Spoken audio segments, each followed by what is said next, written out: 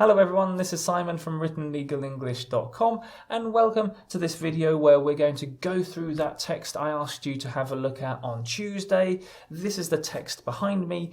There was a bit of context here, that is to say the patient advocate is you, so this is something to bear in mind, and this, as I said, is the text. If you haven't had a chance to look at this, then pause the video now, see if you can work out what the basic main messages are behind this text, and as I said here, think about the repetition, the authority, rights and responsibilities. Do we really need to repeat that, or can we simply get rid of it?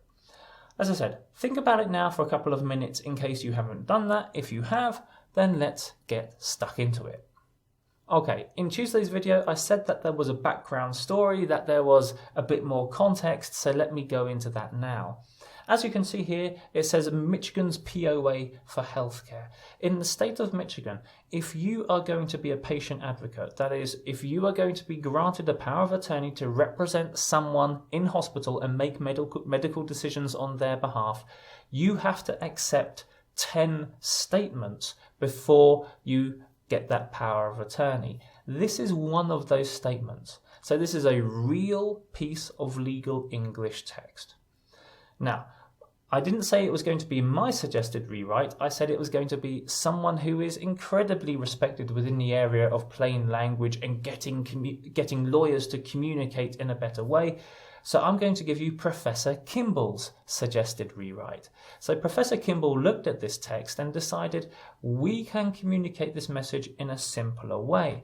And he said this: I am not paid for carrying out my responsibilities, but I may be reimbursed for my actual and necessary expenses.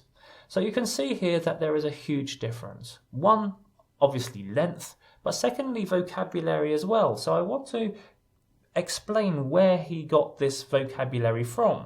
I am not paid for comes from a patient advocate shall not receive compensation.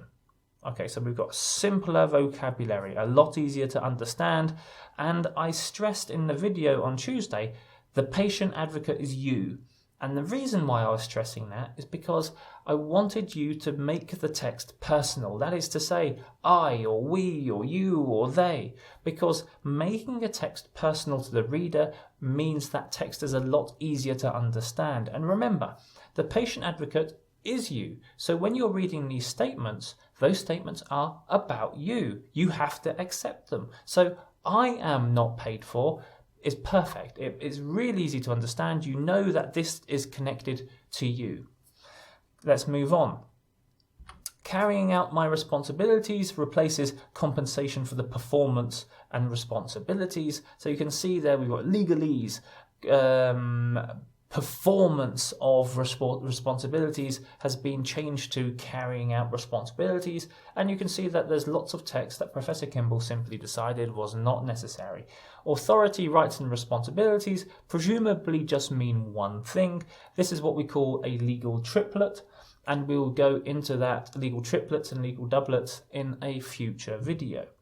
And then the rest of the text is almost lifted word for word out of the original, with the exception that patient advocate once again becomes I, but I may be reimbursed for my actual and necessary expenses. So you can see where he got the text from, but more importantly, you can see the text he decided was irrelevant. And this is a really important lesson for young lawyers. I've touched on this in previous videos.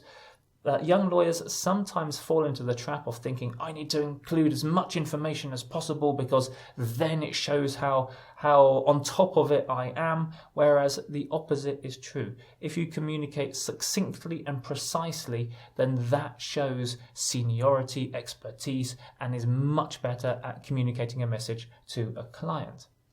Now the interesting thing here is that every single state in America has to have a variation of statements that someone has to accept in order to be granted the power of attorney to represent someone in hospital. And California's statements, well, this is what they did. They simply said, you cannot be paid for your time to be a medical decision maker. They took the message and simplified it further still. Really, really interesting stuff. So in Michigan, you would have to read this.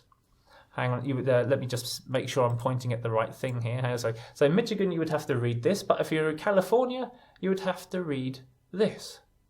There's a big difference there. I would say thinking about becoming a power of attorney, representing or getting a power of attorney and representing someone in hospital in California will be a lot easier and a lot more comfortable compared to the process you have to go through in Michigan. Now, there are many, many, many things to say about this. Unfortunately, I'm not going to go into them in any great detail in this video, but what I will do is share the conclusions that Professor Kimball came to. And he said this: there are two lessons in all this. First, I should not have edited the statutory language, but tried harder to start fresh and rewrite it.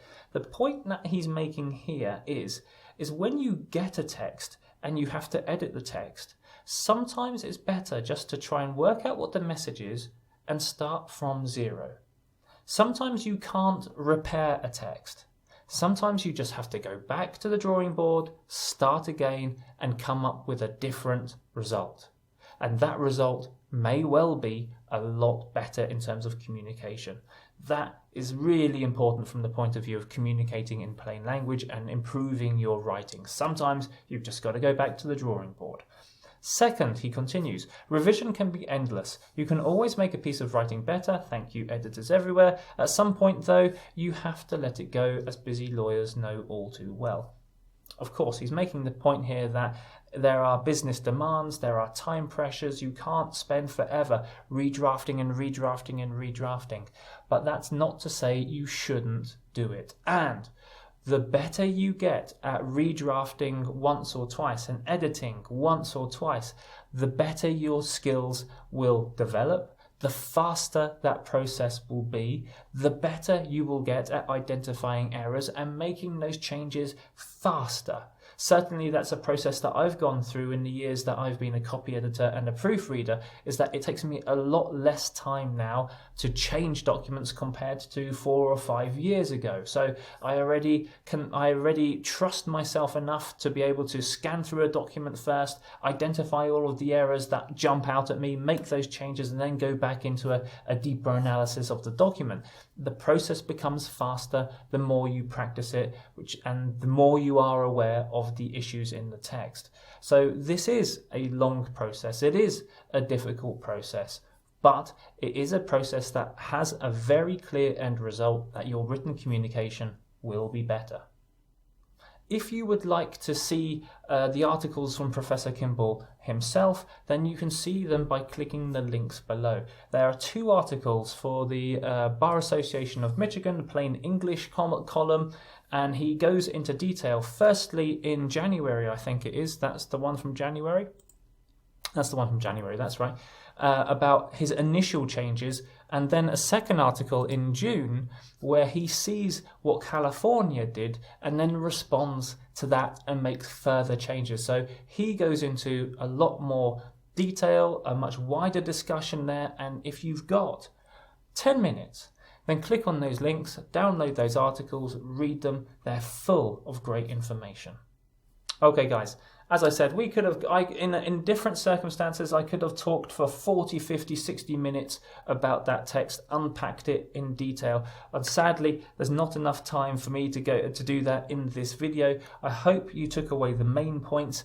If you like this video, then please like it below and think about subscribing. If you've got any comments at all, leave them below. And be sure to catch me and all of my other content on my other social media channels, whether it's on YouTube, Facebook, LinkedIn, or if you support me on Patreon, where you'll also get access to a lot more information about how to improve your professional English writing skills. Okay guys, I'll see you next week.